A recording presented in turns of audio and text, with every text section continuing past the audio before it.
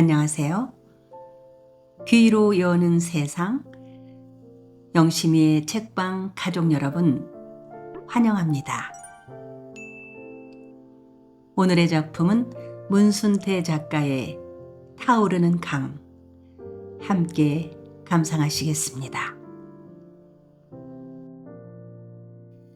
제9부 별들의 행진.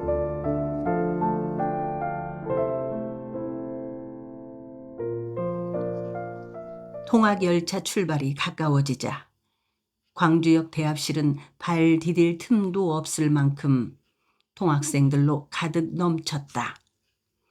처음에는 학교별로 끼리끼리 모이더니 출발 시간이 될 무렵이면 지역별로 웅성웅성 때를 지었다.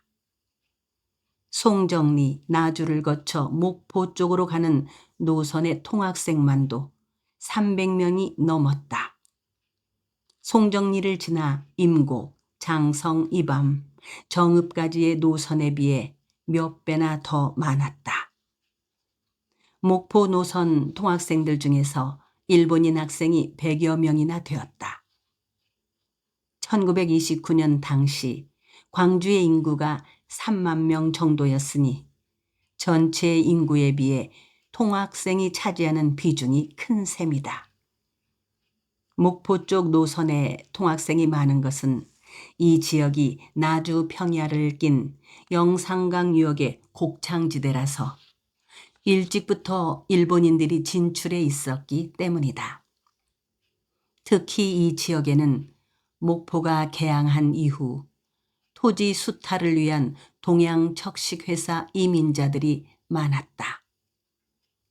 영산강 유역은 교통이 편리하고 땅이 기름져 이민 온 일본인들이 많은 농토를 소유하고 있었다. 일본인 한 사람이 1만 평이나 되는 농토를 소유하기도 했다.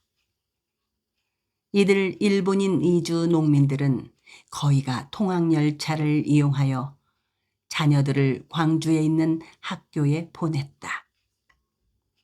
통학생들 중에는 일본인 농사이민 외에도 장사치 자녀들도 많았다. 일본인 장사치 자녀들은 대부분 영산포에서 큰 상점을 하는 사람들이었다. 역에 도착한 장백년은 영산포 친구들을 찾느라 한동안 대합실을 안을 헤집고 다녔다. 영산포 친구들을 찾아다니는 동안 여러 명의 광주고보 친구들도 만났다. 백년은 아는 얼굴들에게 일일이 목례를 하거나 이름을 부르고 아른 체를 했다. 1년쯤 같은 열차를 타고 통학을 하다 보면 친구가 아니더라도 어디에 살고 어느 학교를 다니는지 통학생들 면면을 대충 알게 마련이었다. 그는 비좁은 대합실 안을 한참 뒤지고 다니다가 개찰구 가까운 곳에서 가까스로 영산포 친구들을 찾을 수 있었다. 그곳에 오병태와 유갑서 등 영산포 학생들이 남녀별로 무리를 지어 있었다. 백년은 무리 가운데 친구들과 어울려 떠들고 있는 김인숙을 보자 마음이 편안해졌다. 그는 인숙이만 보면 긴장이 풀리면서 마음이 포근해지곤 했다. 김인숙도 백년을 발견하고 오른손을 허리 높이로 들고 버릇처럼 손바닥을 살짝 펴보였다. 백년도 희끔 웃음을 보냈다. 오늘따라 인숙이 얼굴이 한결 맑고 예뻐 보였다. 영산포 친구들 옆 개찰구 가까이에는 일본인 학생들이 차지하고 시끌벅적하게 떠들어댔다. 개찰구는 언제나 일본 학생들이 차지했다. 먼저 기차에 올라 좌석을 차지하기 위해서였다. 일본 학생들은 2명 이상만 모이면 언제 어디서나 주위를 의식하지 않고 목청껏 떠들어댔다. 그것을 볼 때마다 백년은 모멸을 당하는 기분이 들어 가슴 밑바닥으로부터 분노가 솟구쳐 오르곤 하여 주먹을 불끈 쥐곤 했다. 백년은 그들이 아나무니인인 것은 조선 사람들을 무시하고 자기들만이 우월하다는 자만심 때문이라고 생각했다. 이날 통학차 안에서 또 일본 학생과 조선 학생들 사이에 충돌이 있었다. 그 즈음 통학열차 안에서는 걸핏하면 일본인과 조선인 학생들 사이에 마찰이 일어나곤 했다. 광주역을 출발한 통학차가 광주 북쪽에 위치한 운암역을 지나고 있을 때였다. 창밖 개울가 느티나무 밑에서 농부들 서너 명이 불을 피우고 개를 잡아 그을고 있었다. 일본인 학생들이 창밖을 가리키며 구경을 했다. 에이, 조센징 야만인들이다. 곤토라는 일본인 중학생이 혀를 차며 소리쳤다. 마침 옆에 있던 덩치가 크고 이마에 여드름이 덕지덕지 난 광주 고보 손지동이 그 소리를 들었다. 백년이도 옆에 함께 있었다. 야, 너 지금 뭐라고 했어? 나주 사는 손지동은 곤토를 찍어보며 따졌다. 조센징 야만인이라고 했다. 야만인을 야만인이라고 한 것이 잘못됐냐? 뭐? 야만인? 그건 우리 문화다. 식구와 같은 개를 잡아먹는 것은 야만인이다. 이런 나쁜 자식. 순간 여드름장이 손지동의 주먹이 곤도우의 얼굴을 후려쳤다. 곤도우가 얼굴을 쥐어싸며 주저앉았다. 그때 옆에 있던 서너 명의 일본인 학생들이 여드름장이 손지동을 에워싸고 덤벼들었다. 이와 때를 같이하여 광주고보생 여나무 명이 한꺼번에 달려들어 일본인 학생들에게 주먹과 발길질을 퍼부었다. 송정역에 정차하자 출동해 있던 경찰이 몰려왔다. 통학열차 속에서 조선 학생과 일본 학생 간의 크고 작은 충돌은 자주 일어났다. 충돌 이유는 사소한 자리 다툼에서부터 여학생 희롱, 조선인 비하 발언이나 비웃음 등 때문이었다. 사사건건 경찰이 출동했으며 일방적으로 조선 학생만 끌려가서 곤욕을 치르곤 했다. 이것을 알고 있는 조선 학생들의 항일 감정은 날이 갈수록 팽배해졌다. 항일 감정의 배후에는 사회과학 학습을 통해 의식화된 학생들이 있었다. 사회과학 학습은 계속되고 있었던 것이다. 그 무렵 성진의 형식상 실체는 사라졌지만 그 뿌리는 여전히 살아있으면서 은밀하게 조직을 확대해가고 있었다. 광주고보에서는 28년 10월 김몽길, 여도현 김보섭, 김상환, 김시성 등이 김시성의 하숙집에 모여 학생들을 규합하여 사회과학 연구를 계속할 것을 협의했다. 이들 중 김시성과 김민길은 성진의 회원이었다. 이들은 계속 모임을 갖고 활동을 벌였으며 29년 봄방학이 끝날 때쯤은 그 회원수가 20명에 달했다. 농업학교에서도 성진회 출신 주당석, 유치호를 중심으로 사회과학 연구 활동을 계속했다.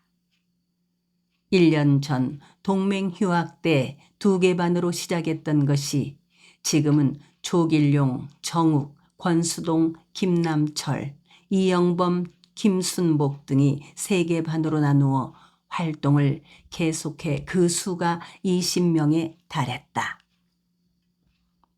성진의 창립에 가담하지 않았던 광주사범학교에서도 사회과학 연구를 위한 모임이 만들어졌다. 29년 4월 송동식, 강문범, 황상남, 신명철, 신휴근, 이춘수, 김종화, 홍귀주 등이 임종근, 김기주, 최상우, 김태영, 임종대, 김필재 등 졸업생들과 연빈루에서 모임을 가졌다. 이 중에서 임종근은 성진회 회원이었다. 이들은 졸업생과 재학생이 단결하여 사회과학 연구 활동을 계속할 것을 결의했다. 광주 사범의 경우도 회원수가 20명이 넘었다. 이처럼 광주 고보와 농업학교 동맹휴학 이후에도 성진회 회원들을 중심으로 각 학교마다 모임을 갖고 사회과학 연구를 통해 항일 정신을 고취시켜오고 있었다. 이 무렵에 일본에서 장제성이 학업을 중단하고 광주에 왔다. 그는 일본에 유학 중에도 방학 때마다 사회과학 서적을 가지고 귀국하여 성진의 후배들에게 읽도록 하는 등 사회과학을 지도해왔다. 장제성은 6월 중순 양림리 김기권의 집에서 광주 고보를 비롯하여 광주 농업, 광주 사범의 대표들을 모이게 했다. 이날 참석한 사람은 광주 고보에서 김상환, 김보섭, 윤창하, 광주 사범에서 송동식, 강달모, 광주 농업학교에서 조길용, 김순복 등을 모두 9명이었다.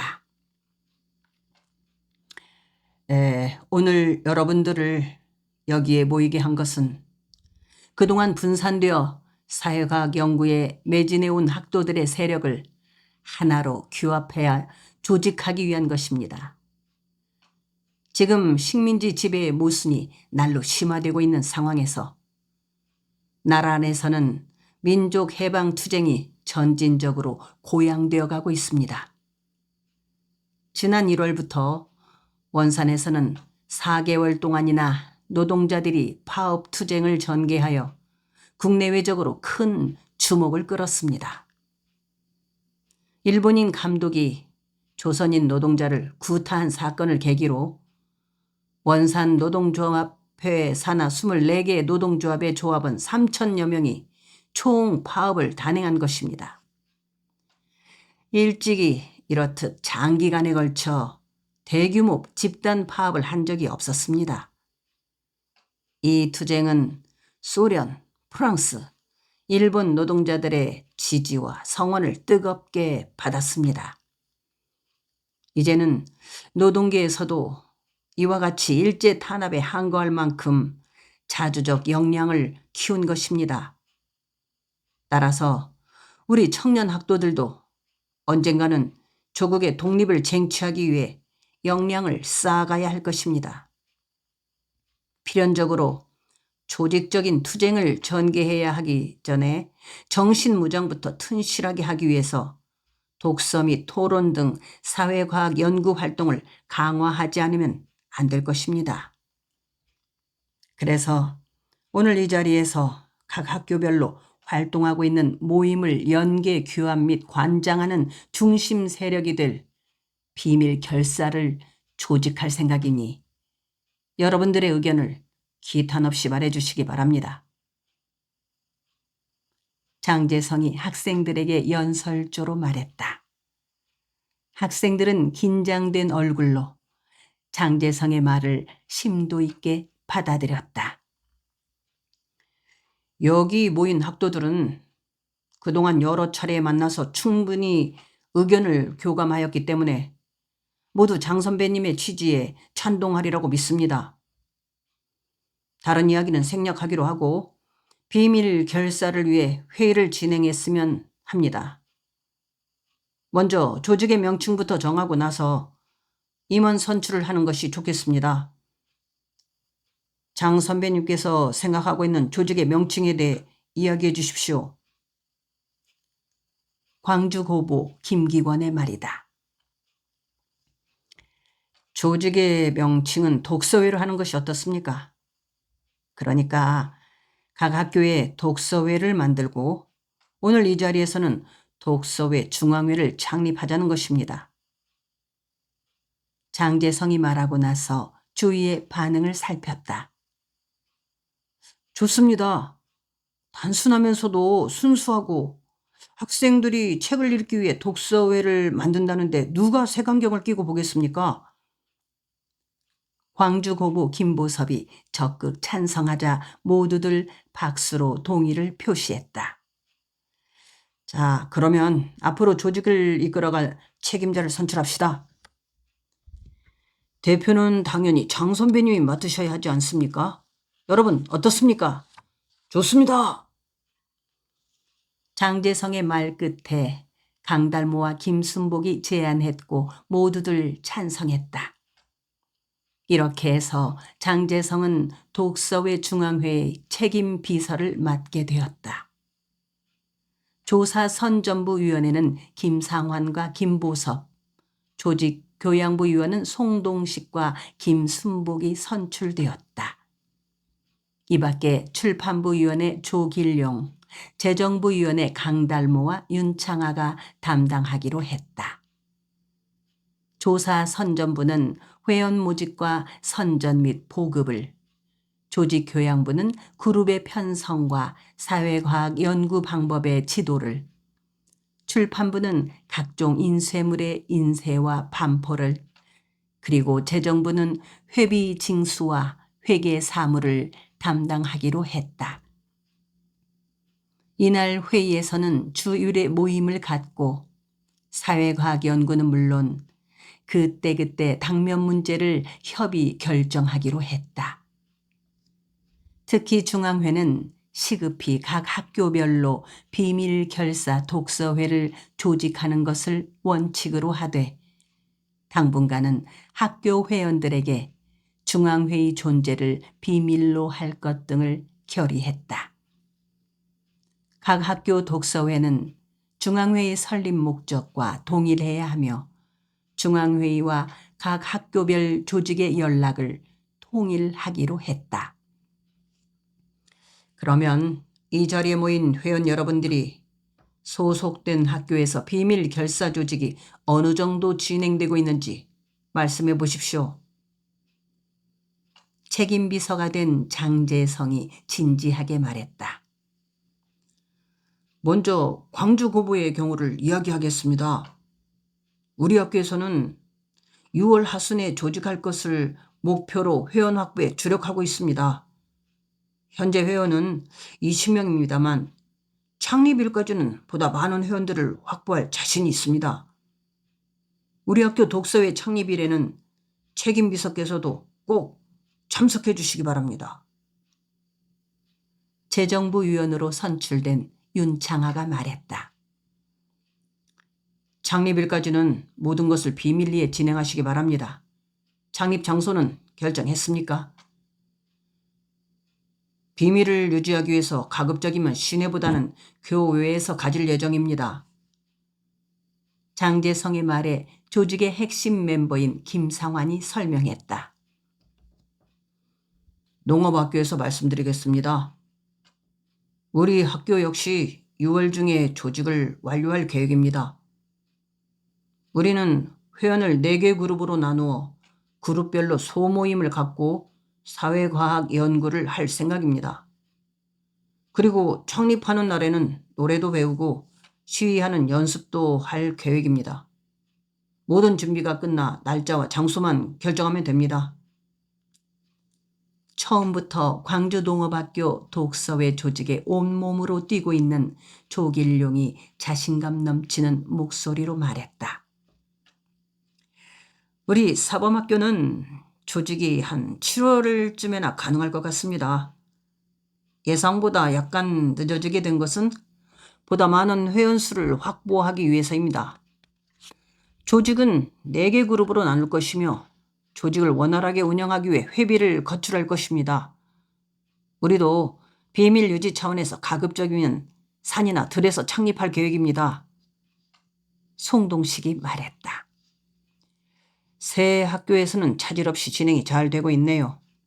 문제는 다른 학교에서 아직 조직이 구체화되지 못하고 있다는 것입니다. 나도 노력을 하겠습니다만 여러분들께서 적극 나서서 다른 학교에서도 조직이 가시화되도록 힘써주시기 바랍니다. 다행히 광주여고부에서는 지난해 11월에 6명의 학생들이 광주사범 뒷산에 모여 소녀회를 조직한 바 있습니다. 앞으로 이 소녀회의 명칭을 독서회로 바꾸어 확대시키도록 종용하겠습니다. 장재성은 그러면서 광주에서 숭일학교와 수피아 여학교에서도 금년 안으로 비밀 결사가 조직될 수 있도록 함께 노력하자고 역설했다. 장재성이 일본에서 돌아와 광주에 머무는 동안 각 학교마다 독서회 조직이 활발하게 진행되었다. 광주고보는 6월 24일에 김상환, 김보섭, 윤창하, 김대원, 옥회일 등이 장재성과 함께 광주 서남리에 있는 최규문의 집에 모여 다음 날 무등산 중머리째에서 독서회를 조직하기로 결의했다. 25일 무등산에서는 전날 최규문의 집에서 모였던 학생들 외에 김종섭, 최명현, 박기원, 조계현, 김동은, 주경석, 박성웃, 석훈, 김용준, 김무삼, 이형우, 김홍남, 문학연, 김병기, 강문영, 이영범 등이 모여 광주고보 독서회를 결성했다. 장재성도 자리를 함께했다. 대표는 김상환이 맡고 조사선전부위원회 윤창하, 박기원, 이영범이, 조직교양부 위원회는 김상환, 옥회일, 김대원이, 그리고 재정부위원은 김보섭, 이형우가 각각 맡기로 했다. 모든 회원은 5개 그룹으로 나뉘었는데 옥회일, 김상환, 윤창하, 김대원, 김보섭 등이 각 그룹의 책임을 맡아서 사회과학을 연구하기로 했다. 회비는 월 20전으로 하고 조직에 대한 내용은 철저히 비밀에 붙이기로 했다. 드디어 광주고보 독서회가 정식 발족이 되었습니다. 오늘은 참으로 역사적인 날입니다. 앞으로 이 날은 역사의 길이 기록될 것입니다. 광주고보 독서회의 기대가 매우 큽니다. 앞으로 이 지역의 학생운동의 기수가 되어줄 것을 당부합니다. 바야흐로 조선의 현 사회조직에서 무산대중은 자본계급이 때문에 그리고 조선민족은 일본 제국 때문에 압박을 받고 있습니다. 앞으로 무산대중과 조선민족이 이 압박으로부터 벗어나기 위해 사회과학을 연구하여 현 제도를 타파하고 민족의 해방과 신사회를 실현시킬 필요가 있습니다. 무산대중과 조선민족은 같은 운명에 처해 있음을 우리는 잘 알고 있습니다. 그러므로 무산대중이 계급투쟁에 성공한다 해도 조선민족이 압박에서 풀려나지 못하면 아무 의미가 없고 또한 조선민족이 독립을 쟁취한다고 해도 무산대중이 계급투쟁에 실패한다면 이 또한 소용이 없습니다. 그러니 무산대중을 위한 계급투쟁과 조선 독립은 함께 이루어져야 하는 것입니다. 이렇게 해야 완전한 민족 해방이 이루어지게 된다 이 말입니다. 따라서 앞으로 이 비극적 운명의 족쇄를 풀어주기 위해서 우리 청년 학도들이 각오를 단단히 하고 사회과학 연구에 매진해야 하겠습니다. 결성이 끝나자 앞으로 외곽에서 조직을 지도하기로 한 장제성이 역설했다. 광주고보 독서회 회원들은 장 선배 이야기를 진지하게 받아들였다. 이날 그들은 무등산 중머리째에서 장제성의 지휘를 받아 해가 설핏할 때까지 목청을 높여 노래도 부르고 스크럼을 짜고 시위하는 연습을 했다. 그로부터 3일 후 광주 농업학교에서도 독서회를 조직했다. 김순복, 조길용, 이영범, 권수동, 정욱, 김남철 등 그동안 몇 차례 준비 모임을 가졌던 학생들 외에 정혜도, 최차도, 최정기, 송두연, 김복근, 김종기, 김문일, 홍원표, 박종주, 김현수, 박석진, 윤이카 등은 무등산의 약삼 앞산에 모였다. 농업학교 독서회 결성 모임에도 장제성이 참석했다. 이들은 조길용을 대표 겸 재정위원으로 선출했다. 조사선전부위원회 이영범, 권수동, 정혜두를 조직교양부위원회 김남철, 정욱, 최정기, 김순복을 선출했다. 또한 회원을 4개의 그룹으로 나누어 조길용, 이영범, 정욱, 김순복이 책임을 맡아 그룹별로 사회과학 연구를 하기로 했다. 장제성은 이날도 광주 고보가 그랬던 것처럼 스크램을 짜고 시위 연습을 하도록 했으며 시위 때 부를 노래도 가르쳤다. 한편 광주 사범학교에서는 광주 고보와 농업학교보다 2주 후에 독서회를 결성했다. 송동식, 강당울모, 강문범, 신명철, 황상남, 신휴근, 김종화, 이춘수, 홍기주, 유예, 이신영, 이덕우, 이영백, 김재용, 박노기, 곽찬신 등이 수피아 여학교 뒷산에 모여 독서회를 조직했다. 회원을 4개 그룹으로 나누었다. 이날 역시 장제성이 참석했으나 마을이 가까워 시위 연습과 노래는 부르지 못했지만 장차 독서회의 취지와 방향에 대한 충분한 토론이 있었다. 광주 고보와 농업학교에 이어 광주 사범학교까지 독서회가 결성되자 장제성은 비로소 마음이 놓였다. 일본에서 귀국하여 불과 한 달 만에 새 학교의 비밀 결사를 조직하였으니 큰 성과가 아닐 수 없었다. 그는 새 학교의 독서회 결성 때마다 참석하여 조선민족이 처한 현실과 이를 극복할 방향에 대해 역설하는 것을 잊지 않았다. 물론 새 학교의 독서회 결성에는 그동안 내부적으로 정신을 이어온 성진회의 영향이 컸다.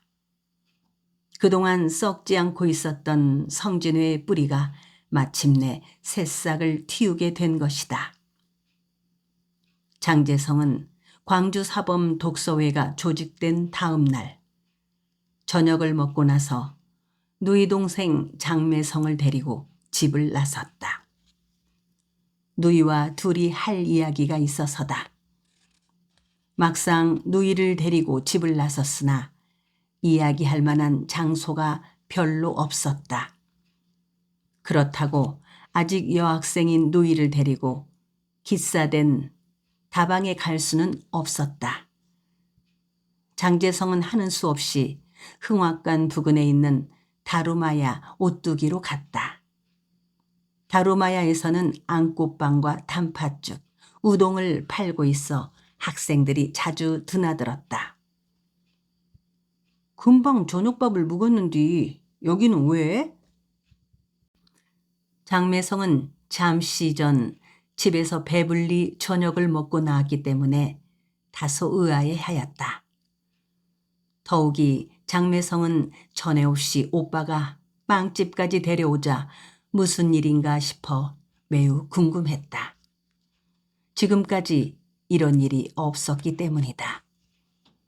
장재성은 누이가 묻는 말에는 대답을 하지 않고 가게 안으로 성큼 들어서서 구석에 자리를 잡고 앉았다. 남매가 이렇듯 집 밖에서 마주 앉아 본 적이 처음인 것 같았다. 장재성은 크림빵 4개를 주문했다. 저녁 식사 무렵이라 가게 안은 손님들이 가득했다. 대부분 학생들이거나 젊은이들이었다. 오늘은 오빠가 너한테 긴히 할 이야기가 있어서 그런다. 할 이야기? 집에서 하지 왜? 부모님께는 비밀이거든. 무슨 이야기인데? 그동안 광주고보, 농업학교, 사범학교 등 세 학교에 비밀 결사를 조직했거든. 명칭은 독서회인데 중앙본부도 만들었다. 장재성은 주위를 의식하여 한껏 목소리를 낮추고 속삭이듯 말했다. 오빠가 갑자기 귀국해서 한 일이 그거였어? 그것 때문에 귀국한 거야? 장매성은 오빠의 귀국 후의 행적에 대해 은근히 관심을 갖고 있던 터였는데 비밀 결사를 조직했다는 말에도 충분히 예상했던 일이라 별로 놀라지 않았다. 앞으로 다른 학교에도 조직을 확대하려고 하는데 매성이 내 도움이 필요해서 니네 학교 사정은 어떠냐? 작년에 소년회 만든 건 오빠한테 내가 말했었지? 장재성은 고개를 끄덕였다. 지난해 11월 광주여고부의 장매성, 박옥련 고순예, 장경래 암성금자, 남현협 등은 광주사범 뒷산에서 소녀회를 조직하고 매월 한 번씩 모여 사회과학을 연구할 것을 결의한 것은 알고 있는 터였다. 참, 지난달에 5명이 소녀회에 새로 가입했어. 그러면서 장매성은 오빠한테 자신의 권유로 소녀회에 새로 들어온 박계남, 박채희, 박현숙, 김금연, 김규선의 이름을 말해주었다. 이달 중에 20명으로 확대할 계획이야. 여학생들이라 쉽지는 않겠지. 그렇지만 지금 11명은 회비도 꼬박꼬박 내고 매월 모여 연구활동도 잘하고 있어. 그래서 말인데 광주여고부 소녀회를 독서회 중앙본부 산하 조직으로 흡수하고 싶은데 내 생각은 어떠냐? 장재성은 조심스럽게 누이의 생각을 물었다. 아무리 친동기간이라고는 하지만 사상적인 문제는 상대의 의사를 존중해야 한다고 생각했기 때문이다. 그렇게 하지 뭐. 일단 우리 회원들 의사를 타진해 봐야겠지만 아마 모두들 찬성할 거야. 그동안 우리 회원들이 철저하게 사회과학 연구활동을 해왔기 때문에 사상적으로 무장이 잘 되어 있으니까. 그리고 우리 회원들은 오빠를 존경하거든. 장매성은 자신 있게 말했다. 그것은 그녀가 바라는 바이기도 했다. 사상적으로 무장이 잘 되어 있다니 다행이다. 그동안 학습을 많이 한 모양이구나. 그런데 누가 사회과학 연구 지도를 했지? 내가 했지? 매성이 내가? 어떻게? 그동안 오빠 방에 있는 사회과학 서적을 몽땅 읽었거든. 그럼 고토키 슈스이 저서는 물론 카타야마산의 사회주의, 노동운동 관련 저서도 모두 읽었고 또 마르크스 자본론과 공산당 선언도 읽었어. 장재성은 크게 놀랐다. 작년에 누이가 중심이 되어 광주여고부의 소녀회를 조직했다는 이야기를 들었을 때까지만 해도 단순히 소녀 취향적 낭만에서 비롯되었을 것으로 짐작하고 그렇게 심도 있게 받아들이지 않았다. 그런데 장제성 그가 읽었던 사회과학 서적을 다 읽었다니 놀라지 않을 수가 없었다. 그때서야 그는 누이가 소녀회를 지도한다는 말을 믿을 수가 있었다. 그가 읽은 서적을 다 읽었다면 누이는 사상적으로 충분히 성숙되어 있을 것이라 생각했다. 장제성은 잠시 눈을 지그시 감고 깊은 생각에 잠겼다. 그는 책의 힘이 얼마나 큰가를 새삼 실감하고 있었다.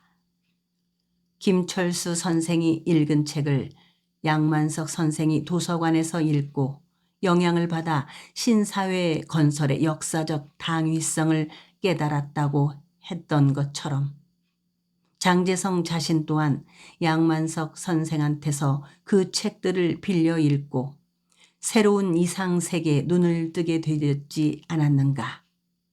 그런데 이제 누이 장매성이 자신이 읽은 책을 통해 사회과학의 중요성을 알게 되었다니 이 얼마나 운명 같은 책의 인연이란 말인가. 역시 사회과학 연구는 독서와 학습이 중요하다는 것을 실감했다. 참, 오빠 일본에는 언제 다시 돌아갈 거야? 일본으로 돌아가기 전에 우리 소녀의 모임에 한번 참석해서 격려를 해주었으면 하는데. 좋은 생각이다. 언제라도 좋으니 시간과 장소만 알려줘. 광주에 언제까지 있을 건데? 나 다시 일본 안 들어갈 생각이다. 그래? 부모님도 아셔? 당연히 부모님은 모르시지. 부모님께서는 오빠가 곧 일본으로 들어갈 것으로 알고 계시던데? 지금이 아주 중요한 시기거든. 그래서 독서회 조직에도 박차를 가한 거고, 암튼 이 중요한 시기에 내 일신의 영달만을 위해서 마음 편하게 공부나 하고 있을 수가 없어. 지금 광주를 떠날 수 없다. 부모님은 어떡하고?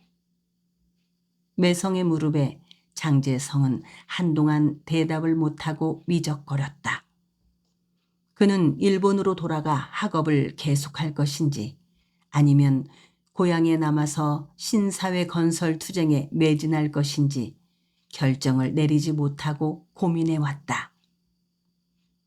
부모님이 아시면 난리가 날 텐데 오빠가 유학을 포기하겠다면 아마 의절하시겠다고 나오실 것이 뻔해.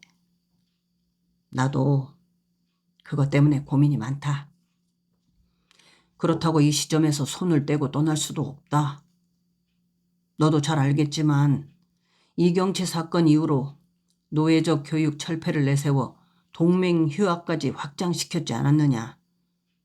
동맹휴학 투쟁을 통해서 항일 민족의식을 일깨웠고 민족해방운동의 필요성을 깨닫게 되었지. 더욱이 학생과 시민들이 항일 의지의 공감대를 확보하기도 했지 않냐. 또 그동안 성진의 활동을 통해 학생들의 사회주의 사상교육도 많은 성과를 얻어냈고 학교별로 독서회 조직도 완성 단계에 있지 않으냐. 이제 이 시점에서 신사회 건설운동에 박차를 가해야 한다고 생각한다. 무산계급을 통해서 대대적인 신사회 운동이 필요하지. 이제 계기를 만들어서 불을 댕기기만 하면은 조직적인 투쟁의 불길이 맹렬하게 치솟을 수가 있게 되어 있다. 우리가 이대로 주저앉을 수만은 없다. 이대로 보고만 있으면은 우리 시대에 해방된 조국을 찾을 수가 없다. 나 한 사람 일심 편하자고 어찌 역사적인 흐름을 외면할 수가 있겠느냐. 그러니 매성이 내가 나를 좀 도와다오. 너도 신사회 건설을 원하고 있지 않느냐. 장제성은 긴 말로 매성을 설득했다. 매성이도 오빠의 굳건한 생각을 이해할 수 있었다. 방법이 있을 거야. 나도 오빠를 도울게. 그래서 말인데 결혼을 하면 광주에 머무를 수 있지 않겠냐? 부모님께서는 내가 결혼을 하겠다면 좋아하시겠지? 결혼을 한다고 유학까지 포기하는데 동의하실까? 결혼을 하고도 내 뜻이 관철 안 되면은 투쟁 기간만이라도 집에서 나와 살 각오가 되어 있다. 헌데 상대는 있어? 오빠, 나 모르는 사이에 교제하는 여자라도 있는 거야? 장매성은 무슨 비밀이라도 탐지해내려는 듯 상반신을 앞으로 꺾고 오빠의 눈을 가까이서 샅샅이 들여다보았다. 장매성이 알고 있기에 그동안 오빠가 여자를 사귀고 있는 것 같지는 않았다. 그런데 갑자기 결혼을 하겠다니 궁금하지 않을 수 없었다. 그래서 부탁인데 내 친구들 중에서 색시감 하나 찾아서 소개해라. 장재성은 막상 그 말을 뱉고 나서 어색하게 씩 웃었다. 자신이 생각해 보아도 실없는 녹말처럼 들려 누이의 얼굴을 똑바로 볼 수가 없었다. 오빠, 정신 나갔어? 장매성은 허파에서 바람 빠지는 소리를 내며 어처구니 없는 표정으로 실수했다. 진정이다. 매성아, 나 좀 도와줘. 장재성은 진지한 얼굴을 하고 똑바로 누이의 눈을 보았다. 솔직하게 부모님한테 혼인하고 싶으니 신부감을 골라달라고 말씀드려. 누이의 그 말에 장재성은 강하게 고개를 가로저었다. 그는 어머니가 보통 까다로운 분이 아니라는 것을 잘 알고 있기 때문이다. 장매성은 친구들 중에서 색시감을 소개해달라는 오빠의 청을 가벼운 녹말로 받아들일 수만은 없다는 것을 알았다. 오빠의 태도가 너무 진지했기 때문이다. 오빠의 말대로 일본에 들어가지 않고 광주에 계속 머무르자면 혼인을 하는 방법밖에 없을 것 같았다. 오빠가 결혼을 하겠다고 한다면 부모님은 우선 크게 환영할 것이기 때문이다. 장매성은 잠시 자신의 친구들 중에서 오빠의 색시감으로 적당한 사람이 누구일까 생각을 굴려보았다. 지금 여고보에 다니는 친구들은 학업을 중단하면서까지 혼인을 하지 않을 것이므로 대상을 찾기 어려울 것 같았다. 그렇다면 보통학교 동창 중에서 여고보에 진학하지 않고 가사를 배우고 있는 조신하고 착실한 친구가 누구일까 생각해 보았다. 서석 보통학교 친구들이라면 오빠한테 맞는 좋은 색시감이 있을 것 같았다. 저 얼마 전까지만 해도 너한테 자주 놀러 오던 친구 있지 않느냐? 뭐 금계리에 산다는. 우리 동네 사는 친구? 그 야리야리한 몸매에 곱상하고 눈이 깊은 친구. 꼬막눈 박옥희? 장재성은 고개를 2번씩이나 거듭 끄덕였다. 걔 요즘에 통 우리 집에 놀러 오지 않던데. 내가 여고부에 진학한 후부터는 뭐 자기욕지심 때문인지 의식적으로 나를 피하는 것 같아. 장매성은 잠시 박옥희에 대해서 생각해 보았다. 오빠가 그동안 오키를 마음속에 두고 있었다니 놀라웠다. 오키는 마음씨 곱고 다소곳한 성격에 말이 없는 편이었다. 공부도 상위권에 있었으나 안타깝게도 상급 학교에 진학을 하지 않았다.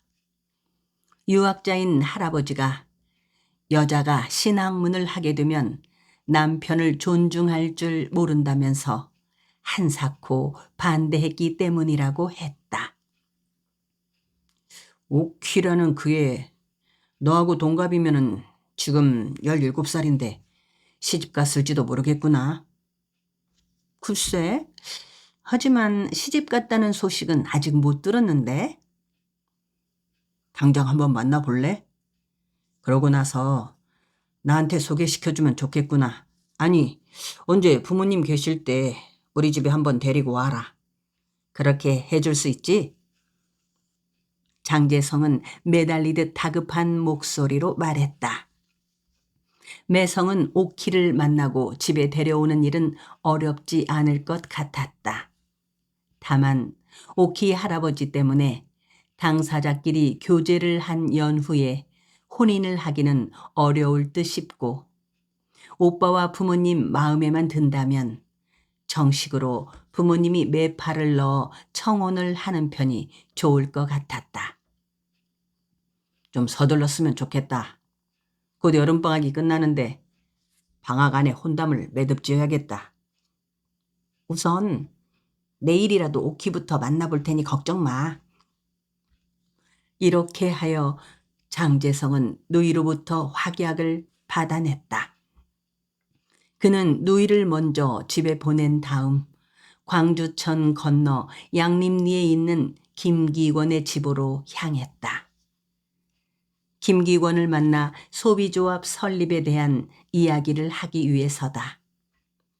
앞으로 비밀결사 독서회를 정상적으로 운영하자면 자금이 필요할 것이고 그러자면 소비조합을 만드는 것이 좋은 방법이라 생각했다. 김기권은 가정 형편도 넉넉하거니와 상업수완이 뛰어났다.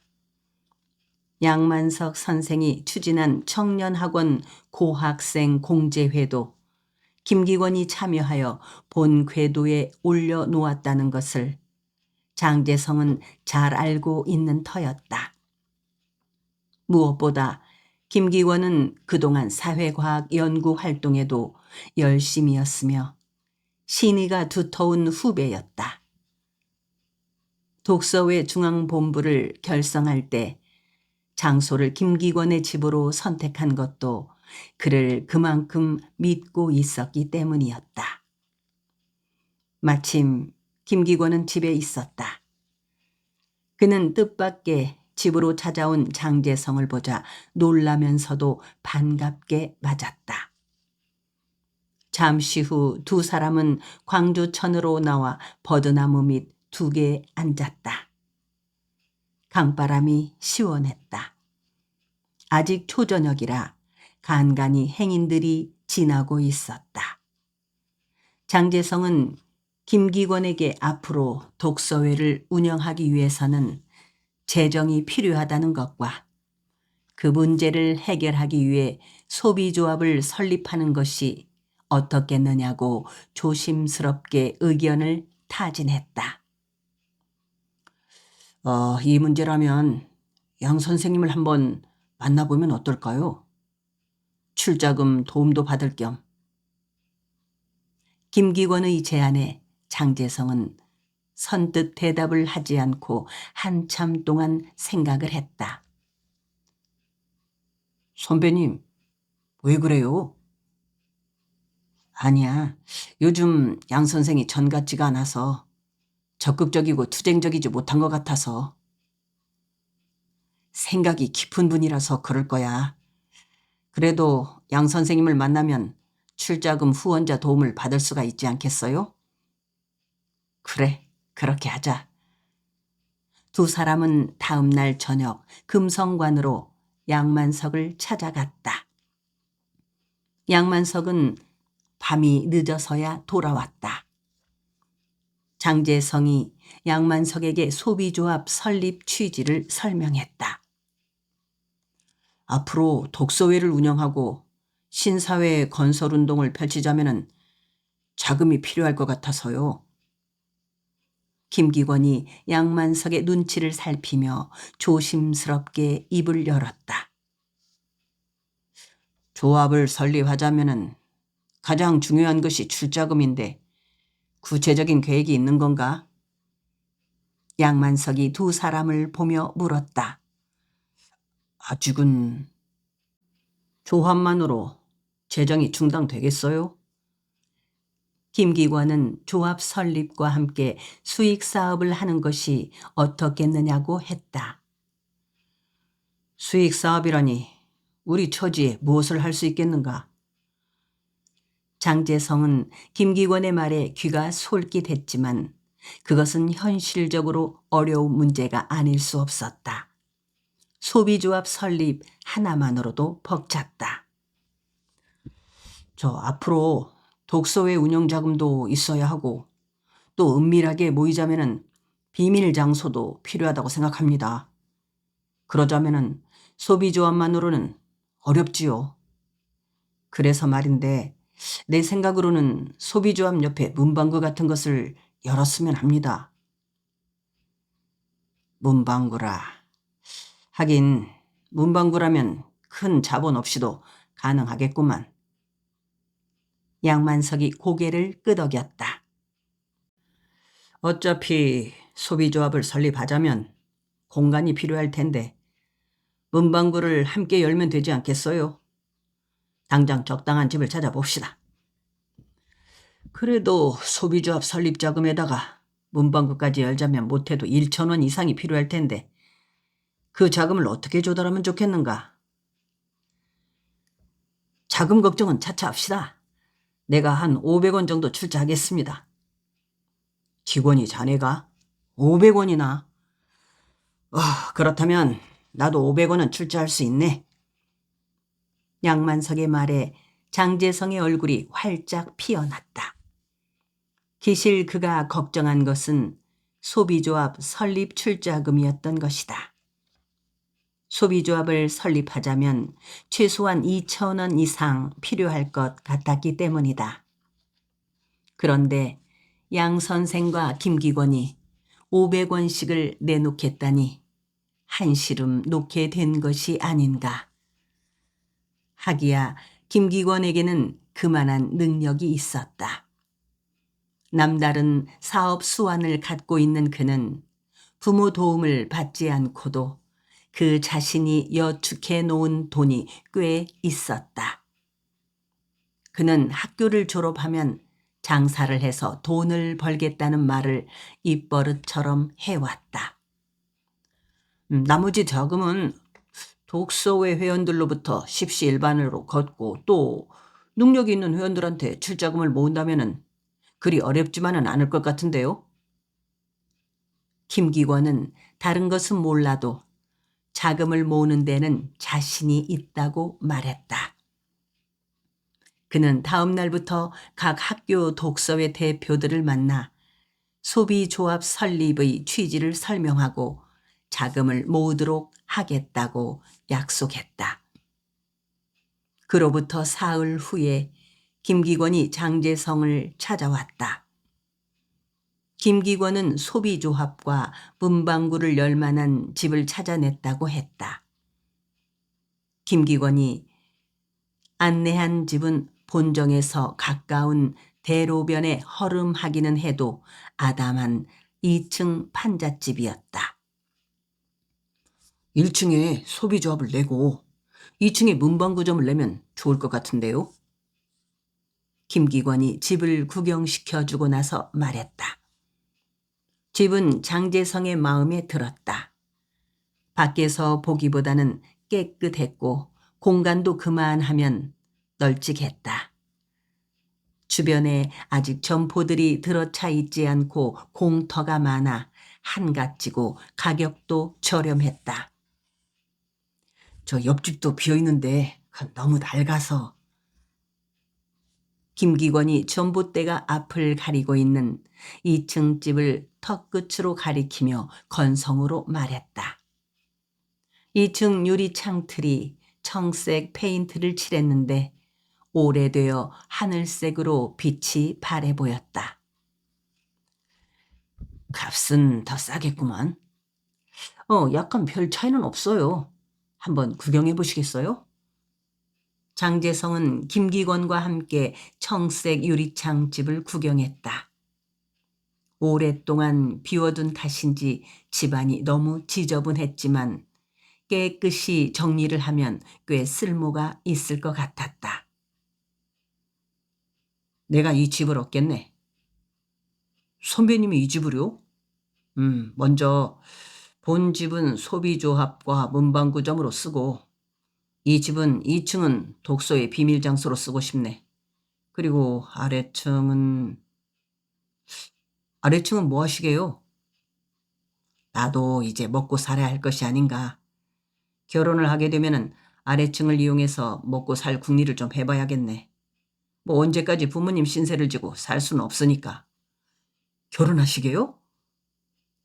김기권이 묻자 장재성은 희미하게 웃고만 있었다. 두 사람은 서둘러 목조 2층 집 2채를 사글세 계약을 끝내고 소비조합 설립 준비를 했다. 출자금 모금은 김기권이 나섰다. 장재성과 김기권은 각 학교 독서회 대표들을 만나 1인당 3원씩 출자금을 걷기로 했다. 독서회 회원들 100명으로부터 1인당 3원씩 총 300원을 모으기로 했다. 김기권이 500원, 나승규가 100원을 출자하기로 했다. 이리하여 각 학교 대표들이 노력한 결과 광주고보에서 90원, 농업학교와 광주사범에서 50원, 광주여고보에서 30원을 모았다. 여기에 김기권과 나승교의 출자금을 합해 770원을 모았다. 이 돈으로 1929년 9월 9일 광주지방법원 앞에 소비조합을 개설했다.